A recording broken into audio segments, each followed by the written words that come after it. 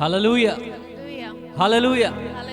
जीवित परमेश्वर को इस समय में हम धन्यवाद देते हैं कि प्रभु हमें संभाले हुए हैं, सुरक्षा दिए हुए हैं, उसकी कृपा हमारे ऊपर बनी हुई है और हमारा परमेश्वर जो सर्वशक्तिमान है वो हमें संभाल रहा है इन विषम परिस्थितियों में भी, और क्यों वो वायदों का सच्चा प्रभु है।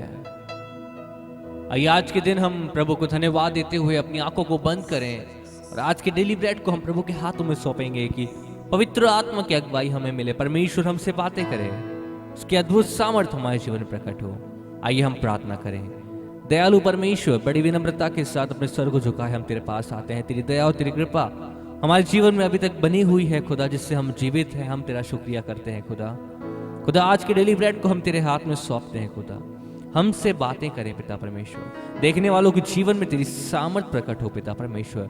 जब लोग इसे सुने पिता परमेश्वर तो आशीषित होने पाए पिता परमेश्वर, उनके बंधन खुलने पाए पिता परमेश्वर। चमत्कार प्रभु यीशु के नाम से स्थान लेने पाए पिता परमेश्वर। उनके जीवन में खुशी, आनंद और शांति इत्मीनान होने पाए खुदा। ऐसी तुझसे प्रार्थना करता हूँ परमेश्वर, वो अपनी अलौकिक सामर्थ को खुदा हर एक विश्वासी जीवन में तू प्रकट कर पिता परमेश्वर।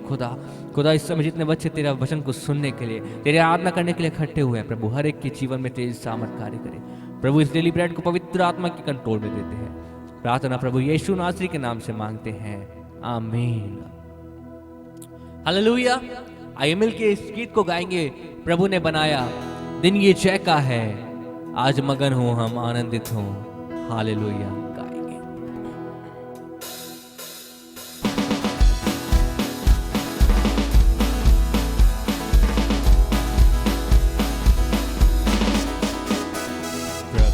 बनाया दिन ये जय का है, तो आज मगन हो हम, आनंदित हो। हालेलुया गाएंगे।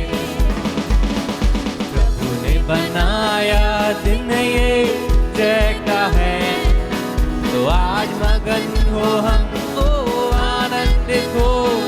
हालेलुया गाएंगे। Hallelujah, hallelujah.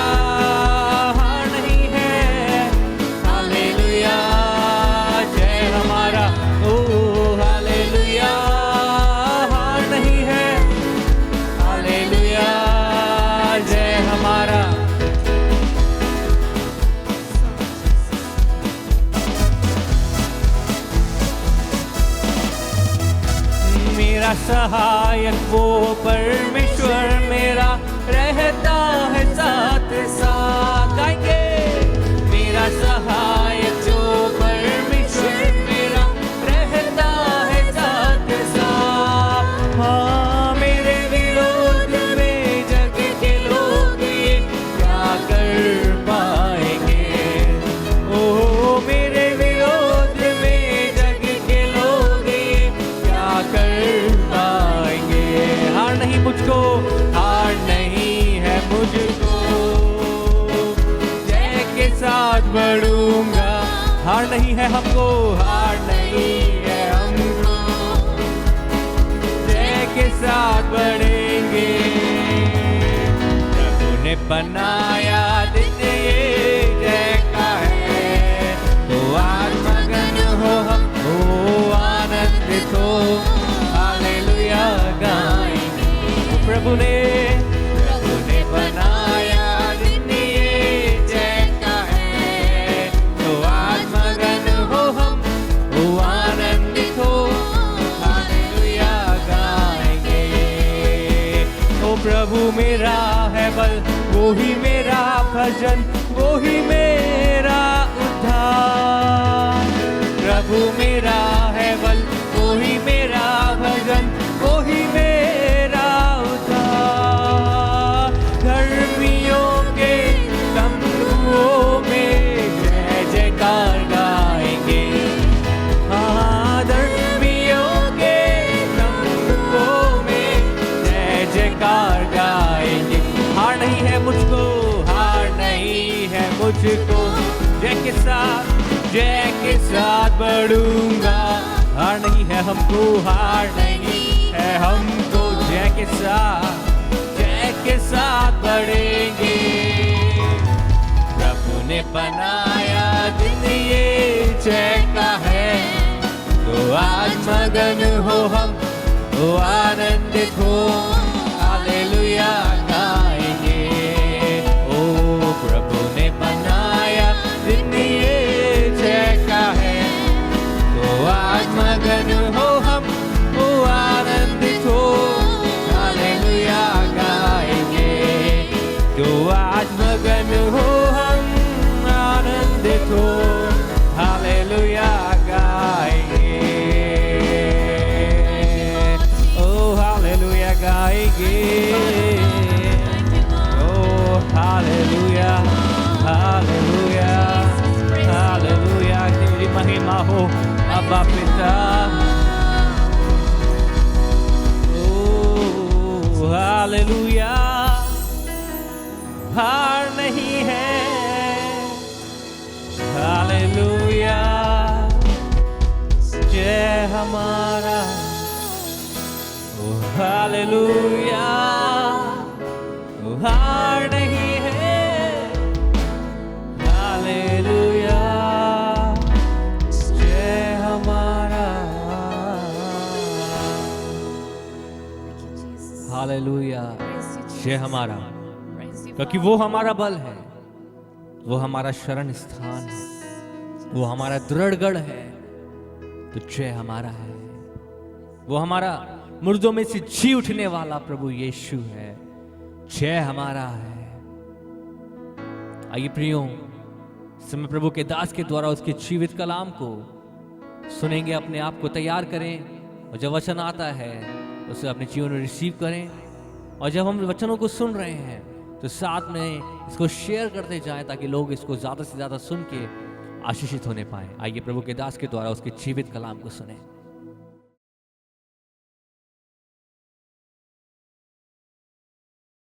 Praise the Lord. Mount Carmel church Ajmer YouTube channel से जुड़े हुए सभी विश्वासी गणों को, सब्सक्राइबर्स, दर्शकों को जल्द आने वाले प्रभु यीशु मसीह के मधुर मीठे नाम में आज की शाम डेली ब्रेड कार्यक्रम में वेलकम करता हूं।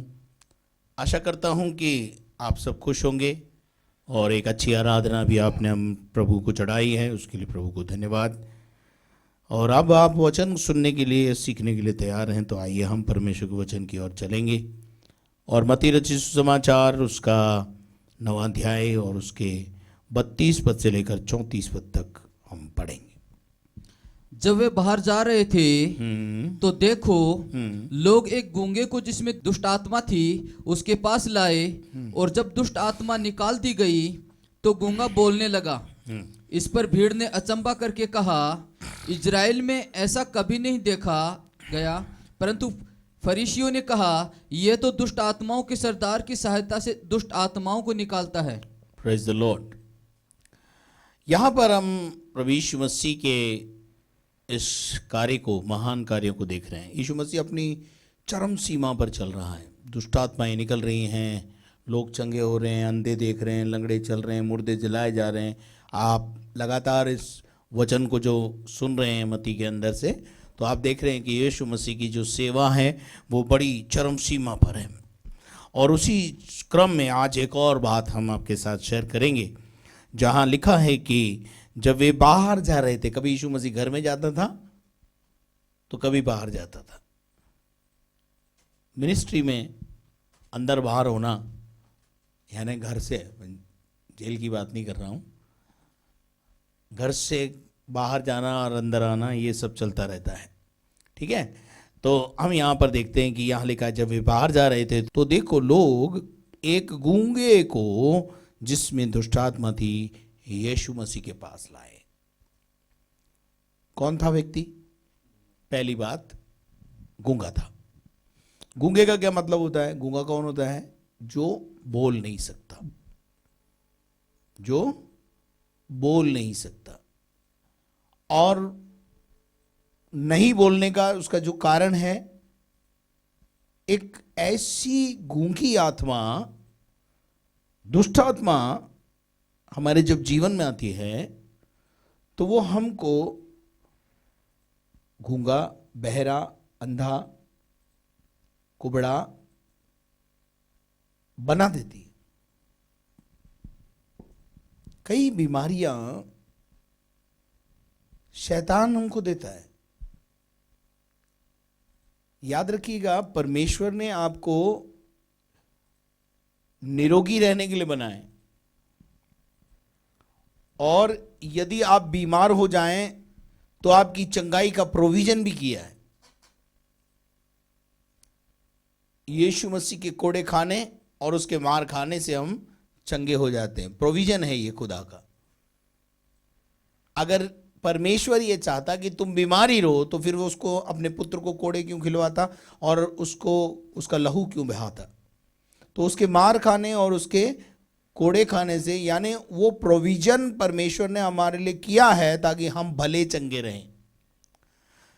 पर हमारे जीवन में अंधापन, गूंगापन, बहरापन, ये जो नाना प्रकार की और बीमारियां जो हमको देता है वो परमेश्वर नहीं देता है।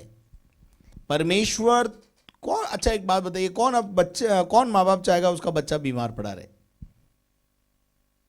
तो कोई माँ बाप नहीं चाहे। इसी प्रकार से हमारा स्वर्गीय पिता कभी नहीं चाहता कि हम बीमार हों, लेकिन कभी कभी प्रकृति का सामना करने की वजह से या हमारी लापरवाही की वजह से कोई सर्दी जुकाम हमको लग जाता है।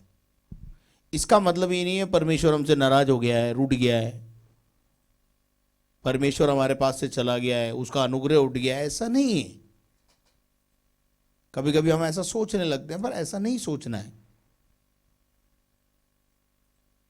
अब आप मुझे एक बात बताइए, बाइबल में लिखा है एलीशा बीमार पड़ा और मर गया, तो क्या अनुग्रह उठ गया उस पे से? नहीं, ऐसा नहीं है। हम भी बीमार होते हैं। बाइबल में एलिया के लिए लिखा है वो भी हमारे समान सुख दुख भोगी मनुष्य था। तो ऐसा कभी अपने दिल के अंदर आप कभी कभी क्या होता है, हम खुद अपने बीमारी की वजह से, हमारे दुखों की वजह से, संकट की वजह से कभी कभी हम गिल्टी कॉन्शियस होते रहते हैं और हम सोचते हैं शायद हमने कोई पाप कर दिया है, शायद हमने कुछ ऐसा कर दिया है, शायद ये बीमारी हमको इसलिए लग गई है कि हमने बहुत बड़ा पाप किया है। नहीं नहीं नहीं, नहीं। कभी कभी बीमारियां हमको सिखाने के लिए आती हैं। कभी कभी बीमारियां हमको परमेश्वर के नज़दीक लाने के लिए प्रभु भेज देता है। और प्रभु भेज देता है मतलब शैतान को अलाउ कर देता है कि वो हमारे नज़दीक आ जाती हैं। और कभी कभी दुष्टात्माएं के द्वारा, शैतान के द्वारा ये बीमारियां फैलाई जाती हैं। परमेश्वर थोड़ी चाहता है कि महामारी से तुम मर जाओ। अगर परमेश्वर यही चाहता कि महामारी मैं ही भेजूंगा और सब उसी से मरेंगे, तो परमेश्वर क्यों बोलता महामारी में मैं तुम्हारी रक्षा करूंगा? तो हम इस बात को समझें। अब जब हमने इस बात को समझा है तो हम थोड़ा सा यहाँ पर आगे बढ़ेंगे कि वहाँ लिखा है एक गूंगे आदमी को जिसमें दुष्ट आत्मा थी, यानी दुष्ट आत्मा ने उसे क्या बना दिया था? गूंगा। अगर आप लूका 13 अध्याय पढ़ेंगे तो वहाँ एक औरत है जिसको दुष्ट आत्मा ने कुबड़ा बना दिया है। दुष्ट आत्माएं हमारे जीवन को जब छूती हैं और जब हमारे जीवन में प्रवेश करती हैं तो कई चीज़ें हमारे जीवन के अंदर कर देती हैं। कई बार आपने सुना होगा कि एक स्त्री जो है वो कंसीव नहीं कर पा रही है, तो दुष्ट आत्मा उसे कंसीव नहीं करने देती है, वो बांझपन लेकर आती है आपके जीवन में। तो यहां हम देखते हैं एक व्यक्ति है जो गूंगा है, दुष्ट आत्मा से ग्रसित है, और ये उसको यीशु के पास लाए। अब मैं विश्वास करता हूं ये बिल्कुल सही जगह आ गया है। तो आगे बढ़िए, क्या लिखा है 33 पद में? और जब दुष्ट आत्मा निकाल दी गई, जब, अब देखिए यहां बहुत शॉर्ट में जो है मती ने लिखा है, लेकिन अगर अपन इसी दृष्टांत को लूका में देखें तो देखेंगे हम लूका रचित सुसमाचार और उसका 11वां अध्याय और उसके 14 पद से पढ़े। फिर उसने एक गूंगी दुष्ट आत्मा को निकाला। हाँ, यहां पर वही किस्सा वही है, दृष्टांत वही है, लेकिन इसको अलग तरीके से लूका ने लिखा है। पढ़िए। जब दुष्ट आत्मा निकल गई, जब दुष्ट आत्मा निकल गई तो गूंगा बोलने लगा। तो गूंगा क्या करने लगा? बोलने लगा। बोलने लगा। जब दुष्ट आत्मा हमारे जीवन से चली जाती है, गूंगापन हमारे जीवन से चला जाता है, बहरापन चला जाता है, अंधापन चला जाता है, कुबड़ापन चला जाता है, हालेलुया, बांझपन चला जाता है, क्योंकि ये सब चीजों के लाने वाले और कोई नहीं है, शैतान और दुष्ट आत्मा। आपको बीमारियों में ढकेल देने वाले यही हैं, पर प्रभु इनसे हमें बचाता है, इनसे हमें छुटकारा देता है। उसने ऑलरेडी प्रोविजन किया हुआ है। अब हम देखते हैं यहां पर कि दुष्ट आत्मा उसमें से निकल गई और लोग क्या करने लगे, और लोगों को अचंबा हुआ। लोगों ने बड़ा अचंबा किया, आश्चर्यचकित हो गए। एक गूंगा आदमी जन्म से गूंगा है और अब बोलने लगा है। और ये सुनने के बाद वहां पर एक बड़ी घटना घटी। वो घटना क्या है, पढ़े। परंतु उनमें से कुछ ने कहा, परंतु उस भीड़ में से कुछ लोगों ने, यहां पर भीड़ शब्द इस्तेमाल हुआ है, लोग शब्द इस्तेमाल हुआ है, लेकिन मती ने बिल्कुल स्पष्ट रूप से कहा है, वो कुछ धर्म के ठेकेदार वहां पर मौजूद थे। पढ़िएगा इस भीड़ ने अचंबा करके कहा, हाँ, इजराइल में ऐसा कभी नहीं देखा गया। इजराइल में कभी ऐसा हमने चमत्कार गूंगे को बोलते हुए देखा, हमने कभी नहीं देखा। अब अगर आप मती में से इस आयत को पढ़ें तो वहां पे हम पढ़ेंगे, इसको पढ़ेंगे। इस भीड़ ने अचंबा करके कहा, हाँ, इजराइल में ऐसा कभी नहीं देखा गया। हाँ, फिर परंतु फरीसियों ने कहा। अब यहां मैं आपको इसलिए मती में लेके आया वापस। कभी मैं मती में ले जाता हूँ, कभी लूका में ले जाता हूँ, कभी मरकुस में ले जाता हूँ, तो ये सब मिक्स करके प्रचार करना पड़ता है और समझाना पड़ता है कि क्या हुआ। अब लूका जब लिख रहा है तो वहाँ लोग लिख रहा है, मतलब कुछ किसी धर्म के ठेकेदार का उसने बयान नहीं किया, लेकिन मती को पता है कि कुछ फरीसियों ने ये फफूंद फैलाई है। फरीसी कौन है? उस जमाने के धर्म के ठेकेदार। क्यों?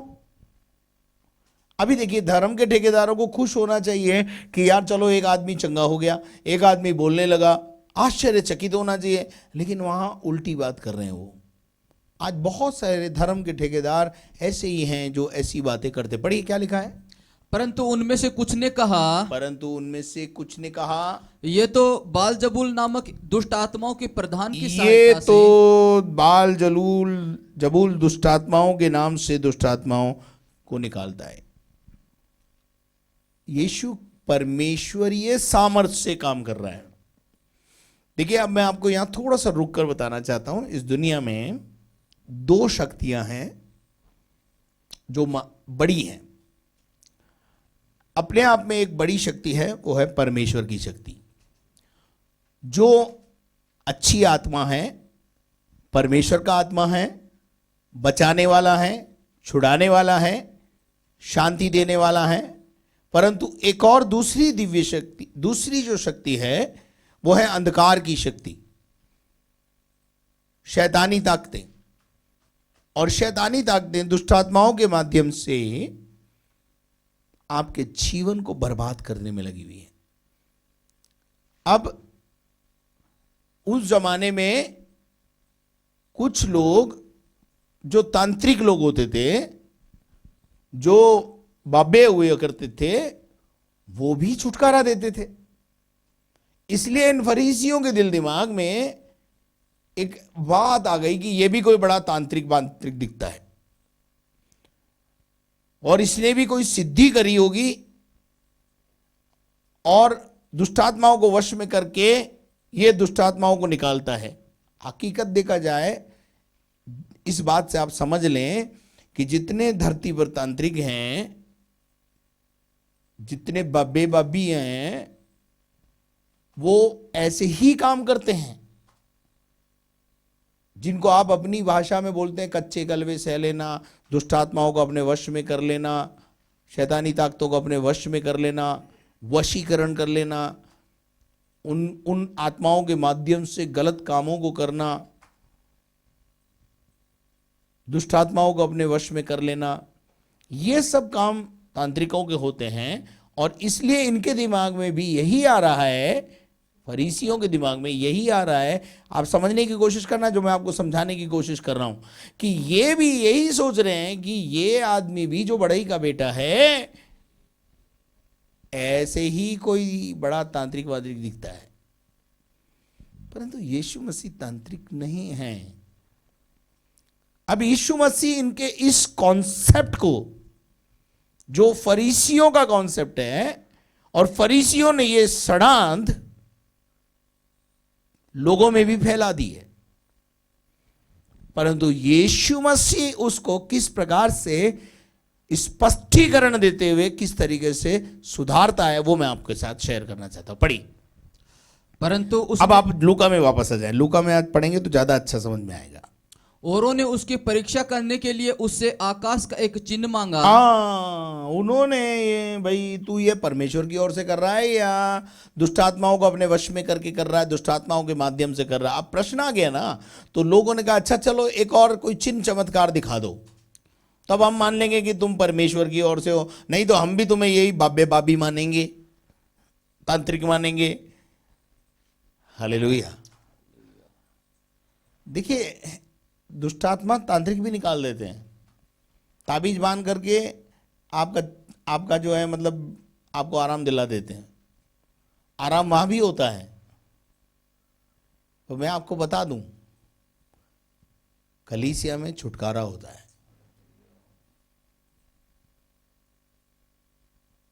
और कलीसिया में कोई ताबीज डोरे नहीं दिए जाते। मुख से कहते हैं, दुष्ट आत्मा को निकलना पड़ता है, दुष्ट आत्मा को हमारा कहना मानना पड़ता है, बिकॉज हम परमेश्वर की सामर्थ के अंदर होकर बोलते हैं। उस अधिकार का जो यीशु मसीह ने हमें दिया है, जो यीशु मसीह के पास था, वो अधिकार जो उसने हमें दिया है, उस अधिकार का इस्तेमाल करते हुए हम बोलते हैं दुष्ट आत्मा को, यीशु मसीह नासरी के नाम से इसमें से निकल जा, तो यीशु मसीह के नाम से उसको निकलना पड़ता है। अब यहां पर इन्होंने भ्रांति फैला दी है और लोग कह रहे हैं प्रभु तो एक और चमत्कार दिखा। तो चलिए आगे पढ़े तो क्या लिखा है। परंतु उसने उनके मन की बात जानकर उनसे कहा। हाँ, यीशु मसीह से ने मन की बातों को जान लिया और उनको कहा, जिस जिस राज्य में फूट होती है, जिस राज्य में फूट होती है वो राज्य क्या हो जाता है, उजड़ जाता है। उजड़ जाता है। ये बात सच है। जिस घर में फूट होती है वो घर बर्बाद हो जाता है। जिस ऑफिस में फूट होगी उस ऑफिस में बर्बादी आ जाएगी। जिस बिजनेस में अगर 2-4 भाई मिलकर बिजनेस कर रहे हैं और उनमें फूट आ गई है तो बिजनेस बर्बाद हो जाएगा, घर बर्बाद हो जाएगा। पति पत्नी में फूट आ गई है तो पति पत्नी का पारिवारिक जीवन खत्म हो जाएगा, वैवाहिक जीवन खत्म हो जाएगा। यानी फूट इज इक्वल टू डिस्ट्रॉय। अब आगे यीशु मसीह ने क्या कहा, पढ़ें। और जिस घर में फूट होती है वह नष्ट हो जाता है। जो घर में फूट होती है वो नष्ट हो जाता है। यदि शैतान अपना ही विरोधी हो जाए, यदि शैतान अपना ही विरोधी हो जाए तो उसका राज्य कैसे बना रहेगा। उसका राज्य कैसे बना रहेगा। शैतान ही शैतानी ताकतों को निकालने लगेगा तो भेजा ही उसने, अब वही निकालने लगेगा तो उसका राज्य कैसे बढ़ेगा, किस प्रकार से स्थिर रह पाएगा। क्योंकि तुम मेरे विषय में तो कहते हो कि यह शैतान की सहायता से दुष्ट आत्मा निकलता है। मेरे विषय में तो तुमने ये आरोप लगा दिया मुझे कि मैंने किसी दुष्ट आत्मा को वश में कर रखा है और उसकी सहायता से दुष्ट आत्माओं को, छोटी मोटी दुष्ट आत्माओं को निकाल रहा है। जैसे तांत्रिक लोग करते हैं वैसे मैं कर रहा हूं, ऐसा तुम सोचते हो। भला यदि मैं शैतान की सहायता से दुष्ट आत्माओं को निकालता हूं, यदि मैं शैतान की सहायता से दुष्ट आत्माओं को निकालता हूं, तो तुम्हारी संतान किसकी सहायता से निकालते हैं। तो जो ये बाबे तांत्रिक बैठे ये किसकी सहायता से निकाल रहे हैं। इसलिए वे ही तुम्हारा न्याय चुकाएंगे। इसलिए वे ही तुम्हारा न्याय चुकाएंगे। एक दिन तुम्हें इस बात का जवाब देना पड़ेगा। परंतु यदि मैं परमेश्वर की सामर्थ से दुष्ट आत्माओं अब को निकालता यीशु ने हूं, बहुत स्पष्ट रूप से कहा, मैं परमेश्वर की सहायता से दुष्ट आत्मा निकालता हूं, तो परमेश्वर का राज्य तुम्हारे बीच में क्या कर गया है, आप पहुंचा है। परमेश्वर का राज्य तुम्हारे बीच में पहुंच गया है। हालेलुया। क्या आप मेरे साथ हैं? क्या आपको मेरी बातें समझ में आ रही हैं? परंतु यदि मैं परमेश्वर की सामर्थ्य से दुष्ट आत्मा को निकालता हूं तो तुम समझ लो कि परमेश्वर का राज्य तुम्हारे बीच में उतर आया है। Praise the Lord. उसके बाद क्या लिखा है, जब बलवंत मनुष्य हथियार बांधे हुए अपने घर की रखवाली करता है, तो उसकी संपत्ति बची रहती है। यीशु मसीह सिखा रहा है उन लोगों को, उनको बोल रहा है ऐसा मत समझो, तुम समझो कि परमेश्वर ये सामर्थ से मैं ये काम को कर रहा हूँ। मेरे पास एक दिव्य सामर्थ है जो मुझे परमेश्वर की ओर से मिली है। हालेलुया। प्रार्थना की सामर्थ है, परमेश्वर की सामर्थ है मुझ में। मेरे अजीजों, यीशु मसीह ने 21 पद में कहा जब बलवंत मनुष्य हथियार बांधे हुए अपने घर की रखवाली करता है तो उसकी संपत्ति क्या रहती है? बची रहती है। हमें बलवंत बनना है और हथियार बांधे हुए अपने घर की रखवाली करनी है तो हमारी संपत्ति बची रहती है। 22 पद में लिखा है, पर जब उससे बढ़कर कोई और बलवंत चढ़ाई करके, जब उससे बलवंत कोई बड़ा उस पर चढ़ाई करके उसे जीत लेता है, उस शहर को जीत लेता है, तो उसके वे हथियार जिन पर उसको भरोसा था, जिन पर उसका भरोसा था, छीन लेता है और उसकी संपत्ति लूटकर बांट देता है। Praise the Lord. मेरे अजीजों, आपकी संपत्ति आपका विश्वास है। अगर आप उसको बनाए रखना चाहते हैं तो आप पहली बात अपने आप को बलवंत बने।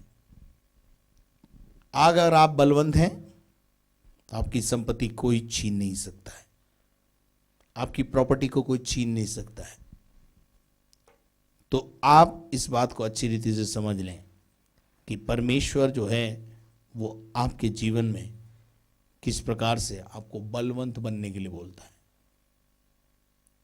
दुष्ट आत्मा आप पे क्यों अटैक कर लेती है? आप जब कमजोर होते हैं, आपकी दशा कमजोर होती है, उस कमजोर अवस्था में आप जब पड़े होते हैं तो शैतान आपको पकड़ लेता है। अभी देखिए, ये समय कोरोना का चल रहा है। कोरोना जो है जब आप पर अटैक करता है तो आपकी अंदर की जो इम्यूनिटी पावर है, अगर वो मजबूत है तो आप कोरोना का मार देते हैं, आप कोरोना पर विजय प्राप्त कर लेते हैं, क्योंकि आपके अंदर कोरोना से लड़ने की, कोरोना को हराने की, कोरोना को गिरा देने की, उसको नष्ट कर देने की सामर्थ है।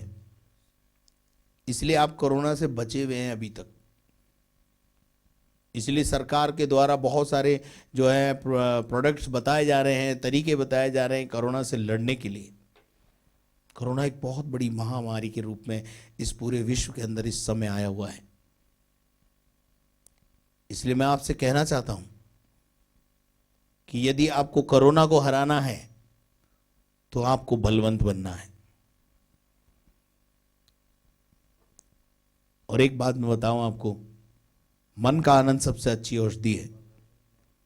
इस समय आप लड़ाई झगड़ा ना करें, घर में टेंशन्स ना करें, क्योंकि जब आप टेंशन्स करते हैं और जब आप लड़ाई झगड़े में रहते हैं, आपके दिल दिमाग पर जब असर होता है तो आपकी इम्यूनिटी पावर भी कमजोर हो जाती है।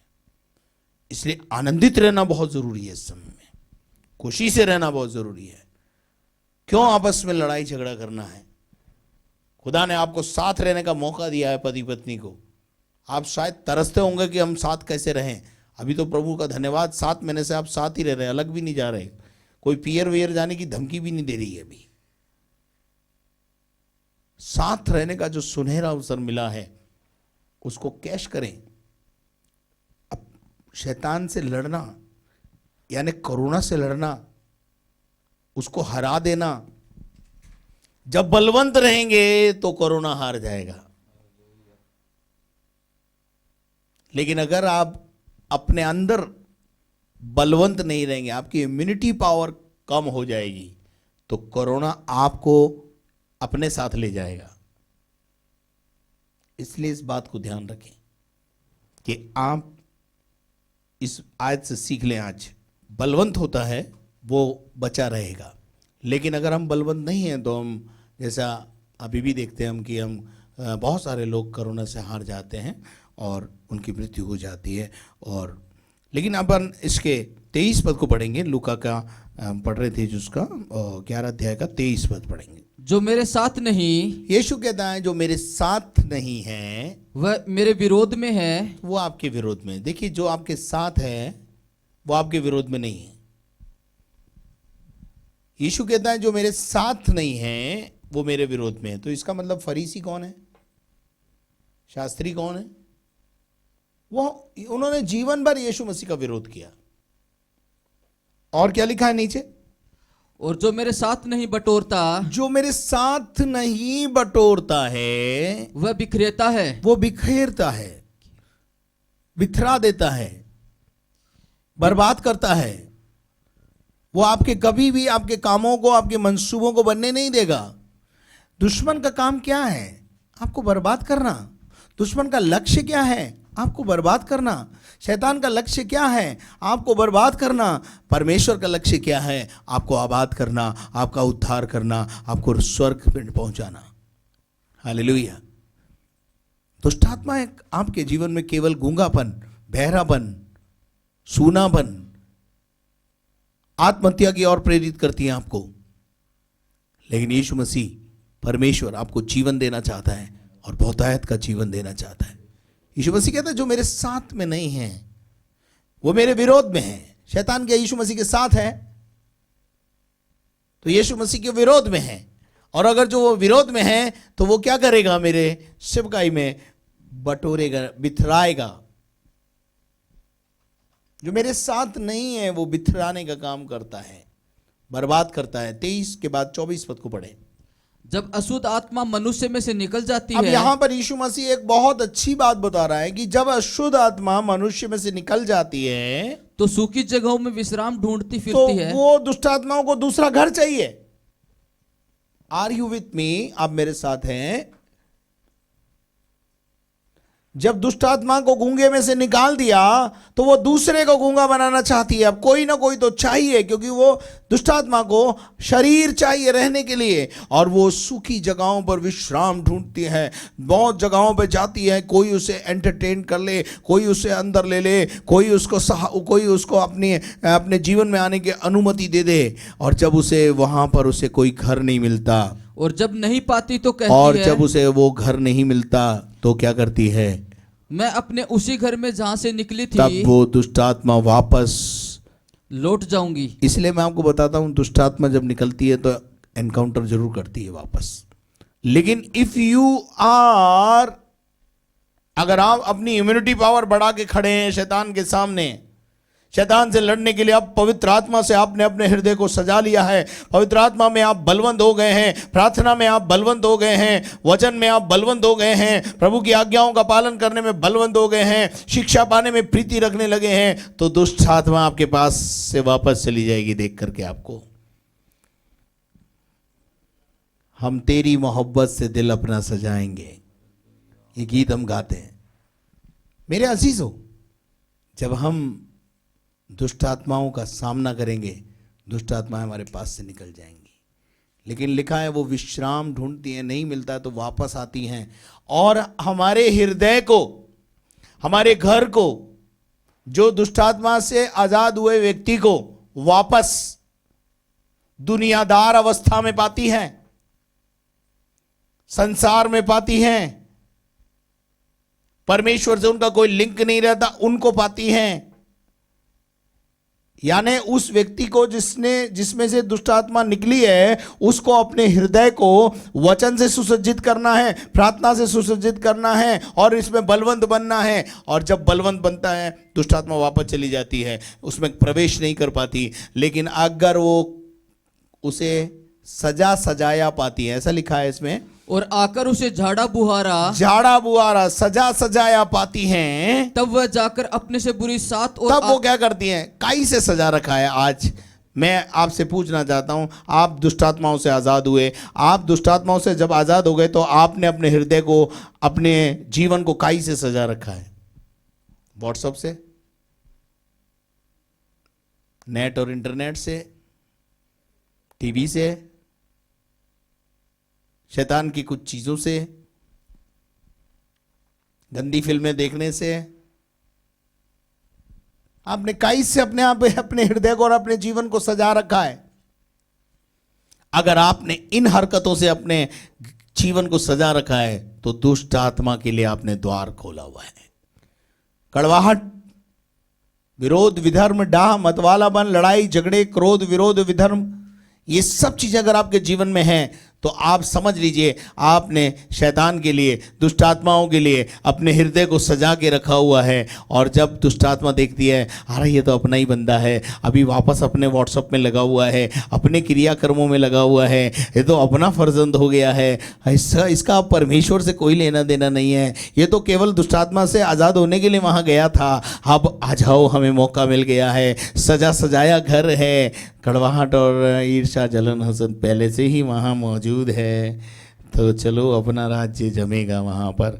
और वो क्या करती है, 7 दुष्ट आत्माओं को और निमंत्रण देती है और उनको अपने साथ ले आती है ताकि बड़ी मजबूती से और भी ज़्यादा आपके जीवन में गूंगापन लाए, आपके जीवन में बहरापन लाए, आपके जीवन में बहुत ज़्यादा कुबड़ापन लाए, आपके जीवन में भांजपन लाए, और इस प्रकार से वो आपको अच्छे से बर्बाद कर देती है। आपको पता है आगे क्या लिखा है?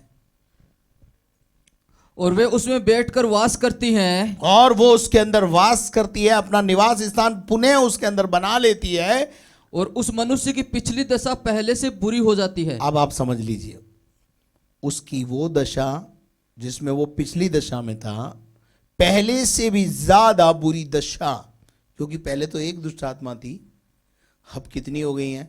7 और आई हैं, साथ में 8 हो गई हैं। उनका साम्राज्य आपके जीवन में आ गया है। तो मैं आज शाम आपको बताना चाहता हूं अंत में कि यदि आप दुष्ट आत्मा से आज़ाद हुए हैं, परमेश्वर ने आपको छुआ है, परमेश्वर के साथ आपका एनकाउंटर हुआ है, तो वचन से अपने दिल को सजाएं, प्रार्थना, संगति, इनसे अपने हृदय को सजाएं, आत्मा के फलों से अपने दिल हृदय को सजाएं, तब देखेंगे आप शैतान आपको छू भी नहीं पाएगा। आइए आज शाम के समय में सुने हुए वचन के द्वारा परमेश्वर आपको आशीष दे। अपनी आंखों को बंद करें, हम दुआ करें। स्वर्गीय दयालु पिता परमेश्वर, हम तेरा धन्यवाद, तेरी स्तुति, तेरी महिमा, तेरी तारीफ करते हैं। तूने हमको सुनहरा अवसर दिया कि हम आपके वचन को सीख सके, किस प्रकार से दुष्ट आत्माएं हमारे जीवन को छूती हैं, बर्बाद करती हैं, और किस प्रकार से आप उसमें से निकालते हैं, और निकालने के बाद जब हम अपने जीवन को ठीक नहीं रखते तो किस प्रकार से दोबारा आती हैं और किस प्रकार से हमारे जीवन को बर्बाद करती हैं। ये सब कुछ हमने आज वचन से समझ लिया। धन्यवाद करते हैं, तेरी स्तुति करते हैं, तेरी महिमा करते हैं। हम घटे तू बढ़े प्रभु, ये हमारे जीवन की इच्छा अभिलाषा है।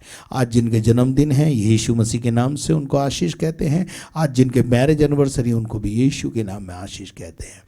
और हम सबके साथ हो, हमारी सहायता कर, मदद कर। सारा आदर, मान, सम्मान, गौरव तुझे देते हुए प्रार्थना को आपके पुत्र यीशु मसीह के नाम से मांगते हैं, आमीन। और अब हमारे खुदावंद यीशु मसीह का फजल, खुदा बाप की मोहब्बत, पाक रूह की रिफाकत, शराकत अब से लेकर हमेशा तक हम सबों के साथ हमेशा तक होती रहे। और हम सब बोले आमीन। May God bless you. परमेश्वर आपको आशीष दे और आपकी सहायता करें। यदि आपने हमारे चैनल को सब्सक्राइब नहीं किया तो सबसे पहले आप उसे सब्सक्राइब करें और बेल आइकन को दबाएं, और साथ में यदि आपको अच्छा लग रहा है तो आप शेयर करें, लाइक करें। धन्यवाद।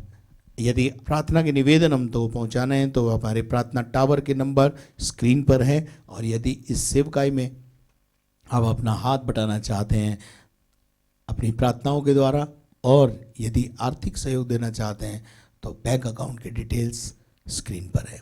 Thank you very much. May God bless you. घर में रहें, सुरक्षित रहें। कल शाम 6 बजे फिर आपके साथ मुलाकात करेंगे। धन्यवाद।